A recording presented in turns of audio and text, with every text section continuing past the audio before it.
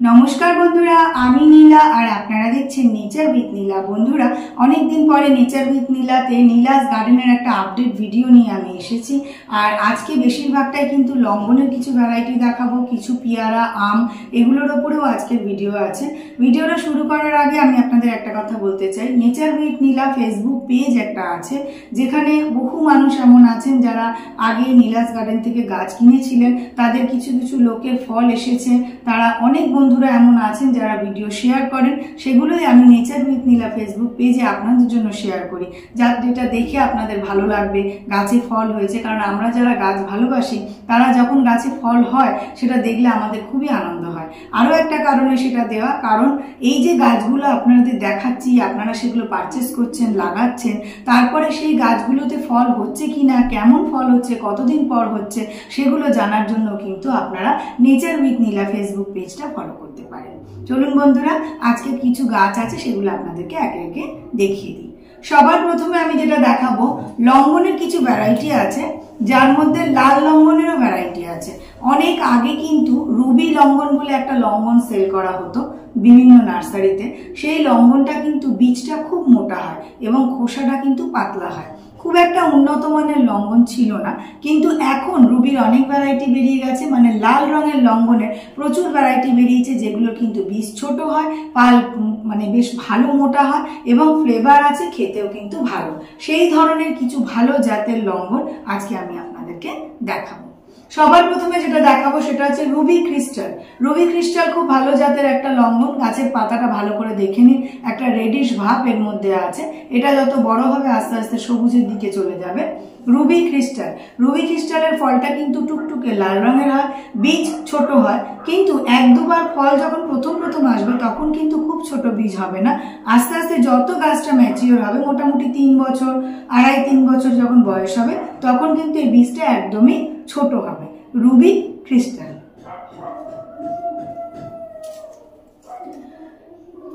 এরপরে যে লঙ্ঘনটা দেখাবো সেটা হলো পিং পং রেড লঙ্ঘন। পিং পং রেড লঙ্ঘনটা আপনারা একটু পাতাটা দেখুন, দেখলে আপনারা বুঝতে পারবেন একটা পুরো লাল আভা গাছটার মধ্যে আছে।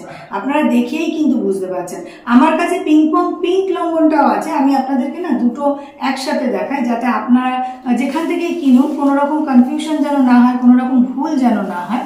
এটা দেখুন পিং পংকের পিঙ্ক ভ্যারাইটি।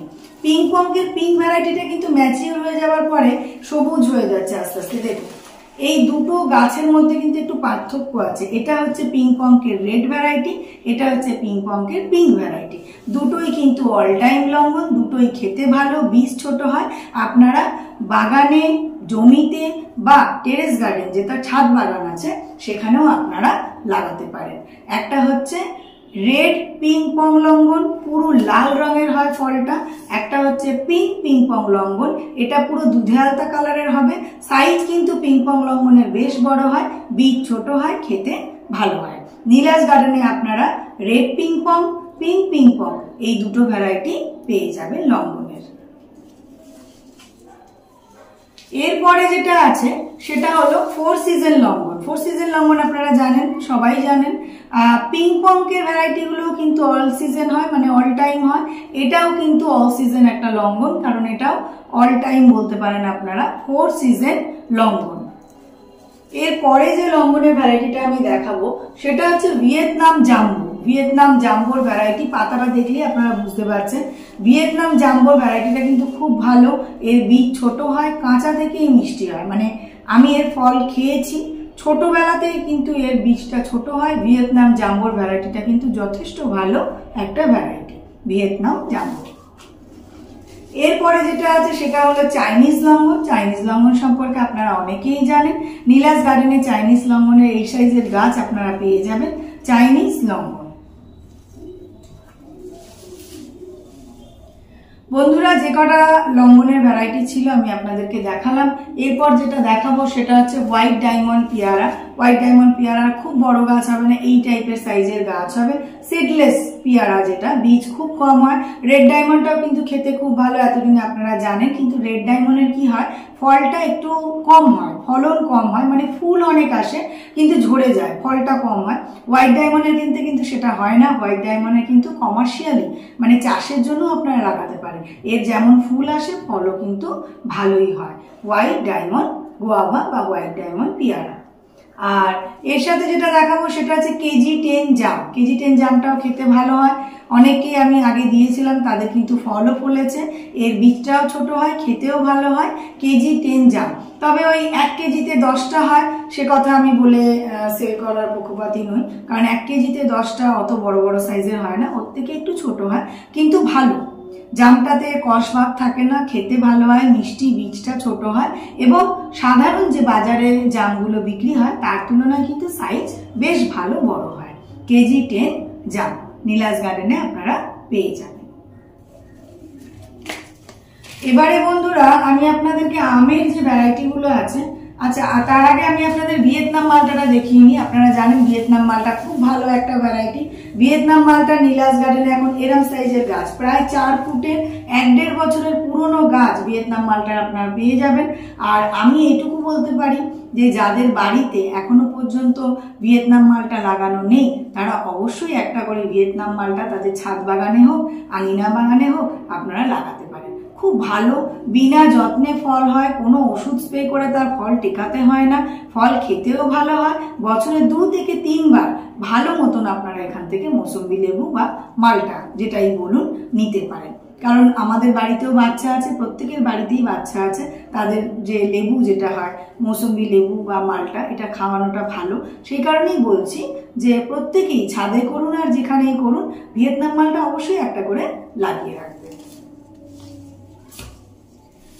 বন্ধুরা আমের যে ভ্যারাইটি আছে এর মধ্যে অরুণিকা, অম্বিকা, এই দুটোর কিন্তু আপনারা এরম সাইজের প্রায় 4 ফুট হাইটের বছর 1.5-এর পুরনো গাছ আপনারা পেয়ে যাবেন। অনেকে চাষের জন্য লাগায়, সেই কারণে বলছি। এটা হলো অরুণিকা আর এটা হলো অম্বিকা।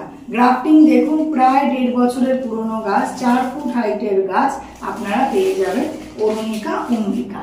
আর অন্য যে সমস্ত ভ্যারাইটি গুলো আছে সেগুলো রেডি হয়ে গেছে। সেগুলো সাইজ যেটা আছে, এটা যেমন দেখুন লালিমা, লালিমার সাইজ দেখছেন এই ধরনের, প্রায় 3-4 ফ্ল্যাশ পাতা বেরিয়ে গেছে, এইরকম টাইপের লালিমা আপনারা পেয়ে যাবেন।